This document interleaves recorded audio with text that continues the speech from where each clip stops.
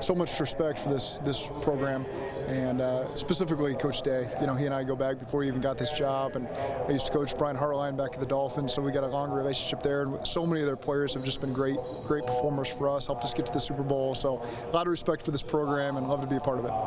Taking over just a few years ago, did you think that you'd be here talking about how to change a culture as quickly as it happened?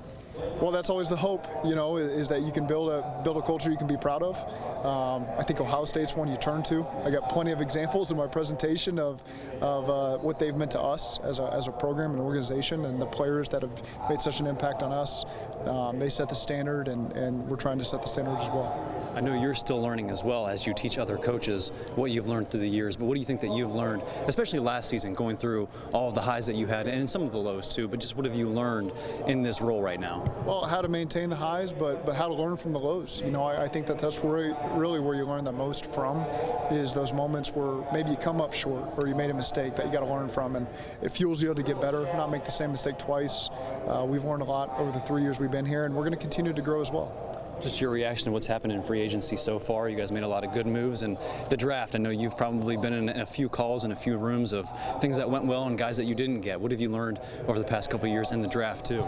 Well, you want guys that fit what you're about, you know, guys that love ball, about the right things. And so those are things that we continue to look for. And really in free agency, you're trying to help your team be as consistent as possible and allow yourself to go into a draft without a ton of needs, to where you can take good players that are going to help your program. You know, you want to make God laugh, you tell him your plans. You know, my plan was I was going to be the first person to win a He Got. You know, that's an Emmy, a Tony, Oscar, Grammy. And I wanted to be the first one to win a Heisman, Emmy, Grammy, Oscar, Tony. So it was, that was it. But I'm enjoying it.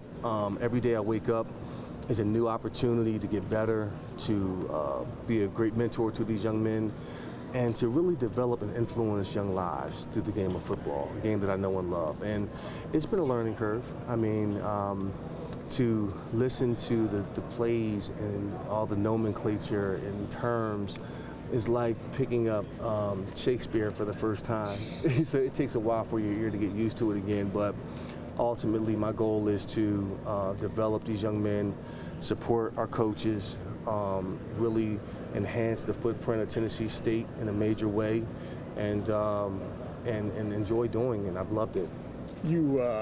The profile of HBCUs has been, I think, raised by you, Deion, and others.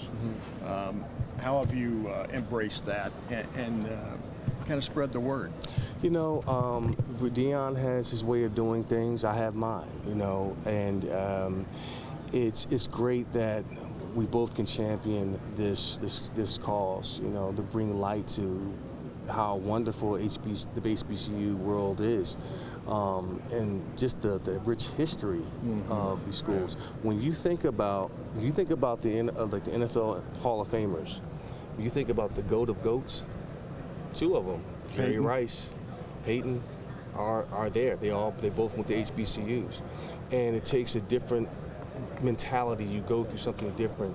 You know, you have to less is more when you come through an HBCU, and you constantly have to overcome a lot of obstacles, and you're battle tested, you're sharpened differently, and you come in with a chip on your shoulder, more so than someone that comes through Ohio State or Notre Dame. So to be a part of this, to kind of lead the charge in it has been an honor.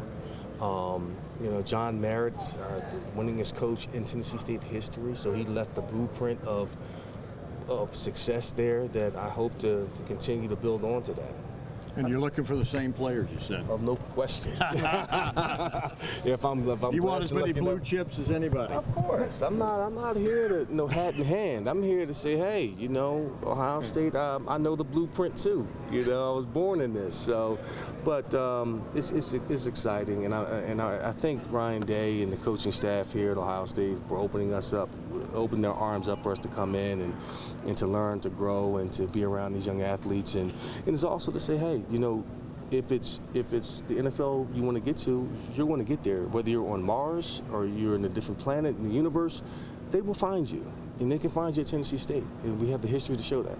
And you have a game scheduled against Notre Dame coming up. You hoping to get Ohio State on that schedule in the future? You know, what's interesting, you said that. Gene and I were talking about that the other day. I would love that, actually. Give me a couple years to get some bodies in the building based off what I saw today. But, you know, I think that would be a wonderful thing. If I can come back in the stadium as a player, I played here, and to coach now, something I've never really thought of doing. To grace the sidelines at Ohio Stadium as a coach would be phenomenal. And I think it'll be a great thing for the fans to see, you know. So if we can ever work that out, it would be awesome. As I'm finding my sea legs in it, I'm doing things that are authentic to me. I'm not trying to be Ryan Day. I'm not trying to be Jim Tressel. I'm trying to be me, but I get influence from those guys in terms of how they handle things. But ultimately, I'm trusting my instincts a lot, and I failed a lot, and I probably will continue to fail. But those, again, are lessons for me to learn that we can get better. I say all that to say that, you know, anytime we can get that type of notoriety and exposure, we look forward to that. Well, you have that photo in your, as y'all get ready for that game, that photo, that famous photo of you running away from 8 or 9 Notre Dame players in 1995. Will that be displayed? It may be displayed, but I don't want it to work against us. Yeah. You know, I tease Jerome Bettis. I send him pictures of that all the time. And but that could be a display. You know, this the history that I've had against Notre Dame. I mean, when you play against an institution like that, so much comes along with it. In fact, that was the game that started my Heisman Trophy campaign. Was playing them on national television, having 200 some odd yards, and it just started the talk.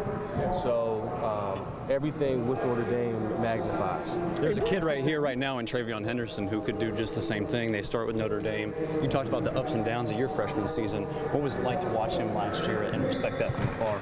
I mean, I thought he hit it out the park. I mean, he was a phenomenal back who can do so many great things for you with and without the football.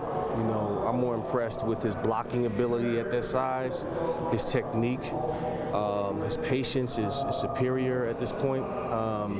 You don't typically see that in freshmen. I saw that in JK, I saw that in Maurice. Robert Smith had it. When I got here, I did not have that. That's something that had to be developed. So the sky's the limit for this kid in terms of what he can do. Eddie, how did your experiences playing for Ohio State shape what you're now doing as a head coach? Everything that I'm doing here at Tennessee State, my experience from Ohio State is led into that. From the discipline to the little things to being efficient with our time, to even the sayings, the corny little quotes that the coaches use, the coach speak. I never thought that I would ever say, but it's so important, you know. Complacency comes to collect. Complacency comes to collect. I always say that. And win the surest way, right?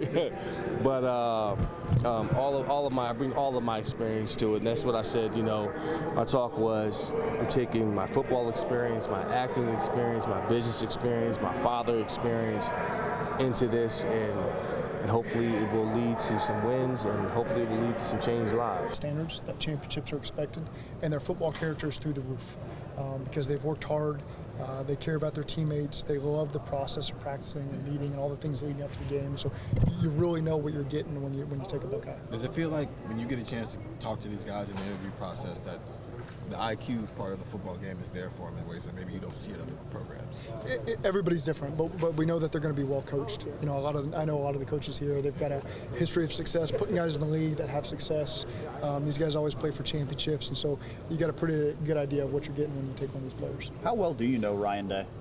Pretty well. He and my brother worked together at the Eagles, and so you know we both coached quarterbacks in this league coming up a little bit. So I've known Ryan for a while. What's kind of that relationship like in terms of talking about his players as you go through the draft process? Well, he's just so genuine, and so you know where you're getting from Ryan, and you can just see why his teams have been so successful is because I'm sure that these guys believe in him and what he's about, and just very genuine person. I'll take 2 more, and then I got to head inside. Sam Hubbard give you any stock tips yet? Sam, he's a big finance guy. No, I haven't heard that from Sam yet. Yeah. Hey, real quick, your key right now, are you thinking about it 24/7? I mean, how do to get back there and then get over that final hump and stuff. How does it consume you, I guess, Zach? Yeah, well, right now we're in the draft phase, so it's about acquiring the talent and then preparing for our players to come up in a couple weeks. So you certainly are thinking about your messaging and the team meetings and how we're going to start over. Really, it's we're going to draw from the things that we've experienced the last 3 years, not just this year, but the last 3 years, the lessons we learned, and then continue to build on that with the new group this May. You mentioned Von Bell, and I'm curious about how did he kind of start as that leader, or was that kind of developed over time? How did you see? I think anytime a guy walks into a building, we could immediately see he's there at 6 a.m. every single day. He's the first guy in the building, and he's consistent with that, and played for championship teams here at Ohio State, competed for championships down there in New Orleans. So we knew that he was a championship pedigree style player. But like anybody, he came in during the COVID year, so his first day in the building was in August. So it's hard. I knew he had the leadership qualities, but it's hard for a guy to walk in a building he doesn't know anybody and take it over. So, but he's certainly at that point now where he's a captain of the team and somebody you guys look up to. So that's it, guys.